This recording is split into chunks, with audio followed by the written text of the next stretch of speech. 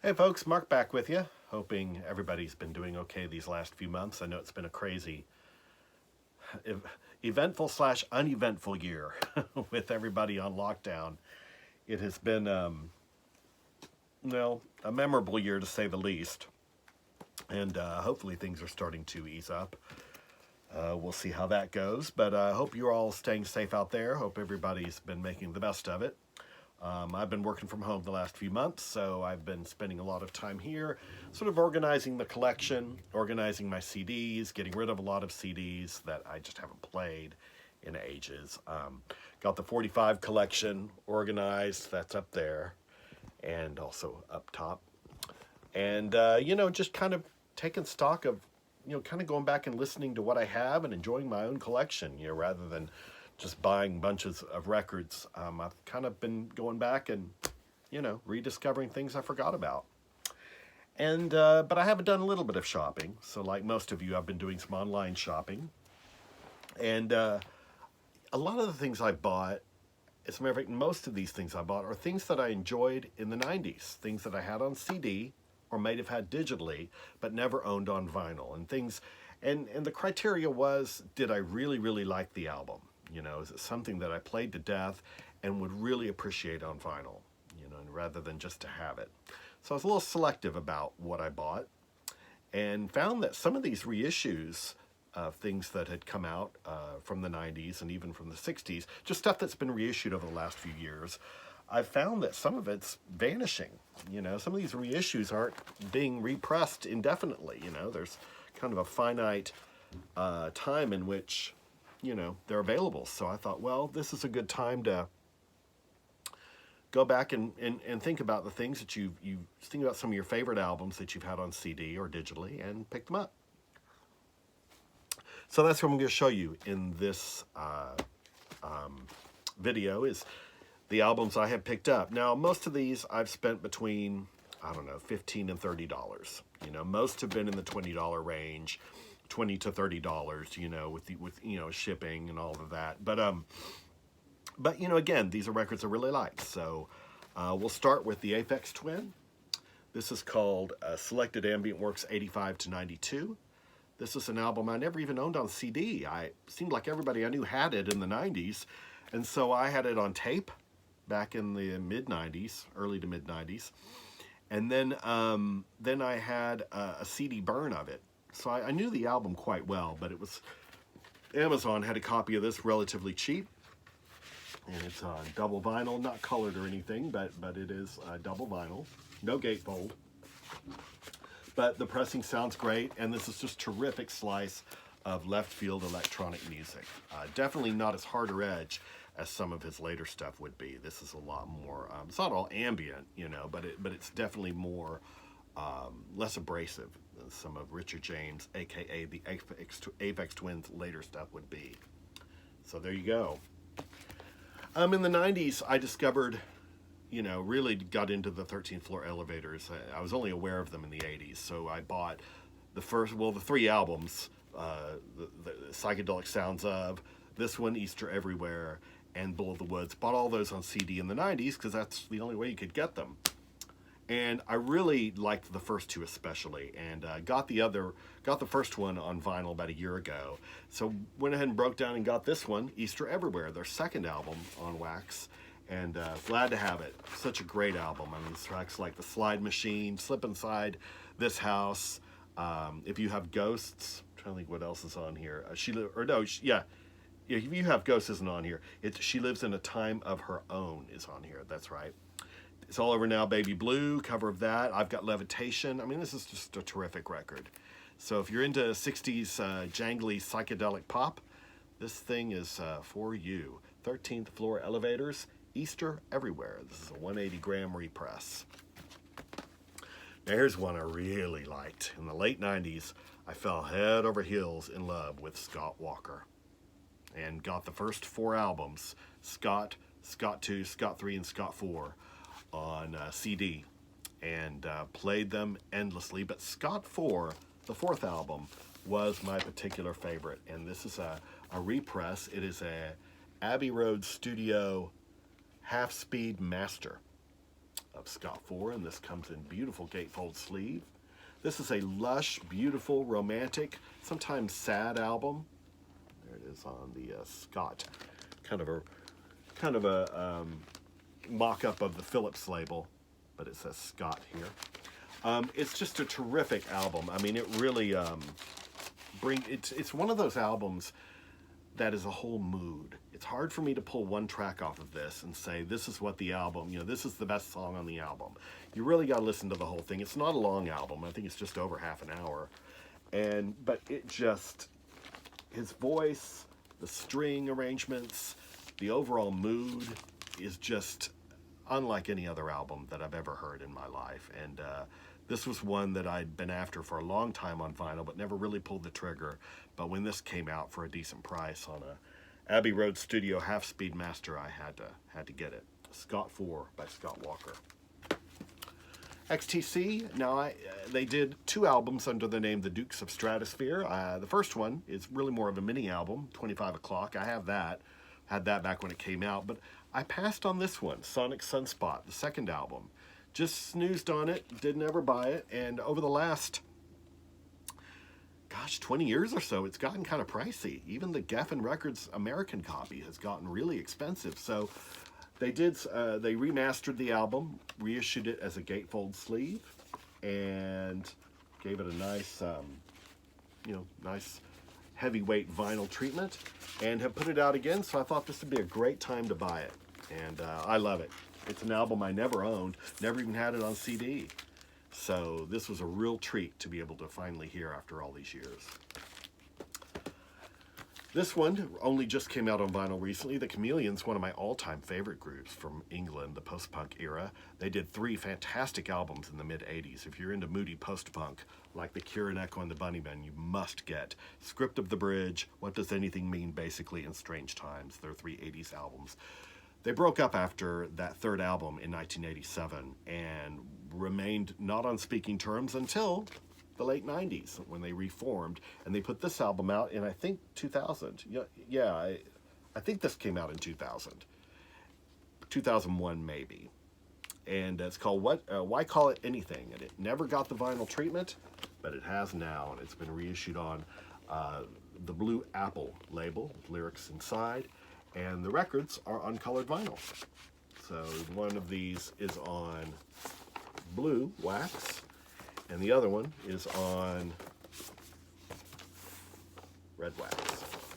In the interest of time, I'm not going to take all of these out of the sleeve, just because that's going to wind up taking a lot of time. But this album definitely, is really, it's a really good album, but it's not quite as good as the first 3. The first 3, the standard was so high that it was hard to beat them. But it is a really good album on its own. So if you're a fan of those first 3, I do recommend you pick up a copy of this. I'm a huge fan of the Durutti column, which is, in essence, Vini Riley.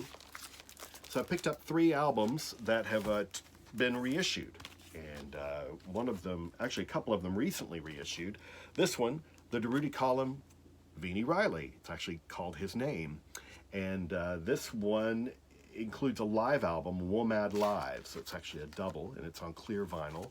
Another one that I had on CD, but never had it on vinyl, and I'm a huge Durutti column fan. Beautiful guitar work that is distinctly Vini Riley's. And he played guitar on Morrissey's debut album, I think it was Viva Hate, and one of the songs from that era was called I Know Very Well How I Got My Name. Well, there's a freebie single that came with original copies of this and has come with the reissue, and it's sort of an outtake that he did with Morrissey. It's called I Know Very Well How I Got My Note Wrong. And yes, the song goes along until Vini Riley hits a bum note, and then they both start laughing. So anyway, if you're into Durutti column, this is out now as a reissue on vinyl, double vinyl.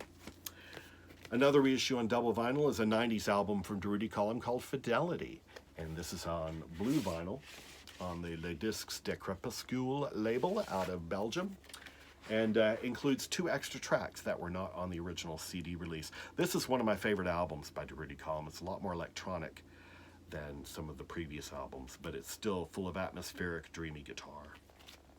And then I got a reissue of the first album called The Return of the Durutti Column, and this is essentially just Vini Riley and producer Martin Hannett, fresh off of him producing Joy Division, the Unknown Pleasures album he got with Vini Riley, and they did this album back in 1980. And originally it came out in a sandpaper sleeve. It just said FAC 14, I think, on it, and the sleeve was sandpaper, and it was meant to destroy the other albums when you put it into your collection. Well, the sandpaper sleeve has been replicated, but to a small degree on the inside sleeve. So, and I owned this album. I have an original of this, not with the sandpaper sleeve, but I have an original copy, but it's so beat up. I bought it used back in the 80s, and it's so scratchy that I never really enjoyed listening to it. So I have a CD copy of it so I could hear a clean copy. And then when this got reissued, which has been a couple years now, I thought it was time to pull the trigger and get the reissue of this. So there you go. Here's a band called World of Twist. I have had this on CD for ages. And this came out around 1991 and was kind of too late for Manchester baggy scene in Britain, but too early for Britpop. It's sort of an odd mixture of synth pop, Britpop, sort of the Stone Roses, Charlatans, Manchester sound, and a little bit of mod sensibility. You can see them all on scooters here. This was the only album they ever did, Quality Street. Another one I had on CD and played to death. Thought I'd go ahead and snag the vinyl while it was still available. Terrific pop album, though. Check it out on YouTube if you can. I'm a huge fan of the Human League and have all their 80s records, and I mean all of them. But the albums Octopus from 1994, I believe it's from 94, 95, Octopus, and 2000's Secrets are two albums I only had on CD. So when the vinyl reissues came out, I went ahead and picked those up. I really like both of these albums, actually. 1990s Romantic I didn't care much for. Actually, I didn't care much for any of the Human League stuff after Dare, except for the two singles, Mirror Man and Fascination. But the albums Hysteria, Crash, and Romantic were really underwhelming to me. But Human League still remain a favorite of mine because of the impact they made with their first three albums. And they redeemed themselves with these two. So if you're a Human League fan, give a reevaluation to Octopus. This had a hit single that charted here in America called Tell Me When. And then Secrets. Both are very much on the, kind of a return to form for electropop for them. And then I'm also a huge fan of Primal Scream. Love them. And have all their 80s output on vinyl, except for Screamadelica. I had this on CD and played it to death and thought it was time to pick it up on vinyl while I could get it. There's a version out there on Plain Recordings that I've heard is not a very good quality version. A lot of surface noise. So I got a Sony reissue of this.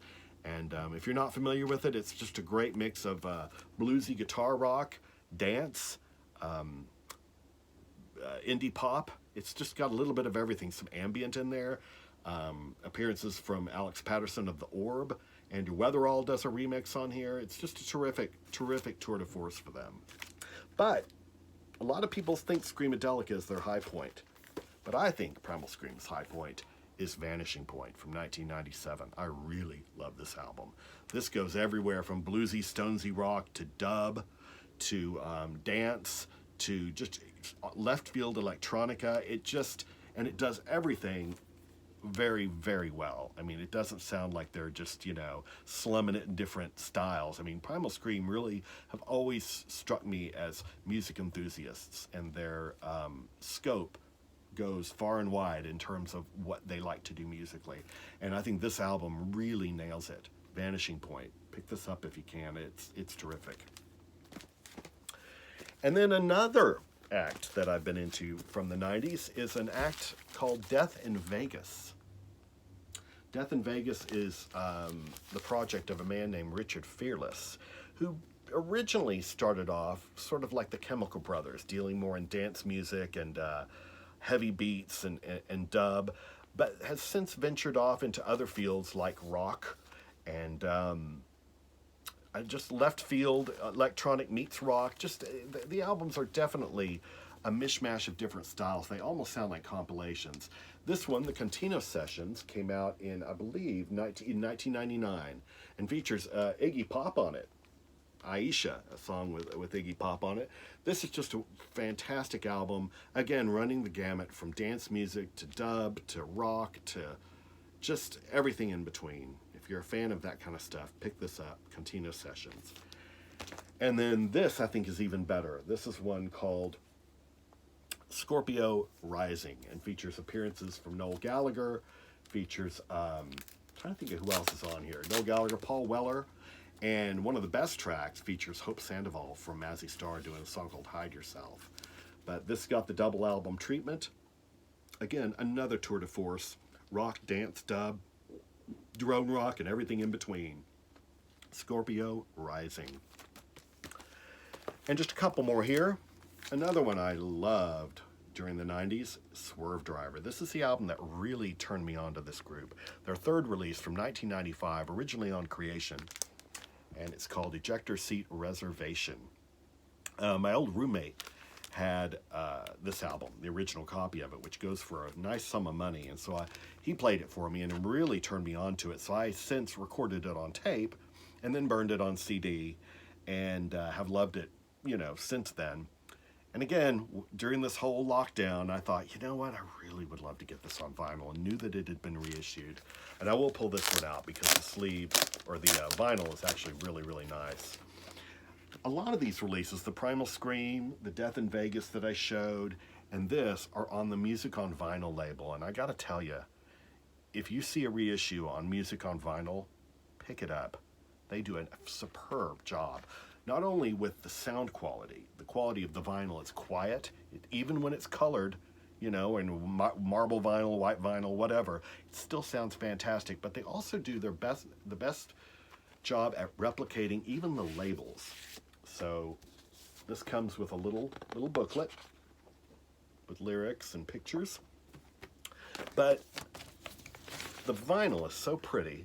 You know, that color, kind of marble gray vinyl, but they replicate the label. The original Creation album had a label that looked identical to this. So they really, really go, Music on Vinyl goes out and really makes an effort to replicate the way the album originally looked. So, Ejector-Seat Reservation, what does it sound like? If you're into kind of shoegazy rock, this is your thing. Just shoegaze psychedelia. It's a little harder edge. It's not shoegaze in a slow dive way.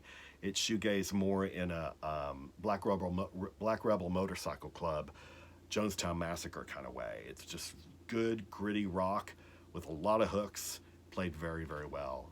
And lead singer Adam Franklin has a great solo album, a couple great solo albums out that you should track down if you're a fan of Swerve Driver. And another one that I loved on CD, Blur's second album, Modern Life is Rubbish. This is one of probably my favorite Blur album.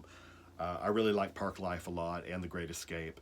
Leisure's really fantastic, their debut, but this second one is really where I felt like they came into their own. They left the baggy shoegaze sound behind and really started delving into themselves for inspiration. And this would be a blueprint for what you would get on Park Life and The Great Escape a few years later. This came out in 1993, I believe it was, at the end of 92, 93. And it's just fantastic. And again, one that I've just loved on CD and was so glad to get a copy on vinyl. Great pop hooks, fantastic sound, Blur. And last, this is another one that I never owned, and one of my favorite bands of the era, Verve. The Verve, and A Northern Soul. Sorry for the glare on that. This is still in its shrink wrap. But this was an album that, again, a roommate of mine had on CD and would play, and I always loved it. And I had all the singles from it, but just never pulled the trigger on the album. No particular reason. It was always around, but there always just seemed to be something else to buy. So I never got it, and not even on CD. So this was a terrific thrill to finally get to hear this album all the way through again after so many years. If you only know them for A Bittersweet Symphony, that's a good song, you know, but this stuff's a little more guitar heavy, a little more psychedelic. The first album is fantastic, A Storm in Heaven. That is probably one of my favorite albums of the 90s. full stop. Full psychedelic bliss on that one. This album catches them halfway between that and where they would go with Bittersweet Symphony. A little more heartfelt songwriting on this album with like The Drugs Don't Work, but also lots of great trippy soundscapes as well. The Verve deliver on this album, A Northern Soul. Fantastic record. And that's it. That's all I'm going to show you now. That's the stuff I picked up. Again, a lot of consideration went into these. You know, do I really want them? Am I really going to listen to them? Do I really need them on vinyl? Do I really need any of them? No.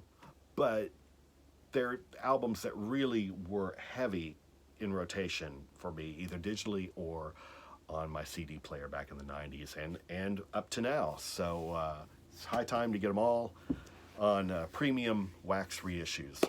Anyway, there you go. I'll be back sooner rather than later with another vinyl update. May do a theme. I'm trying to think of one that would work. So while I think of that, sit tight and enjoy other people's videos for now, and enjoy some of your records of your own. Hopefully you guys have gotten out and done some buying of your own and some listening of your own as well. So until then, we'll talk to you soon. Bye.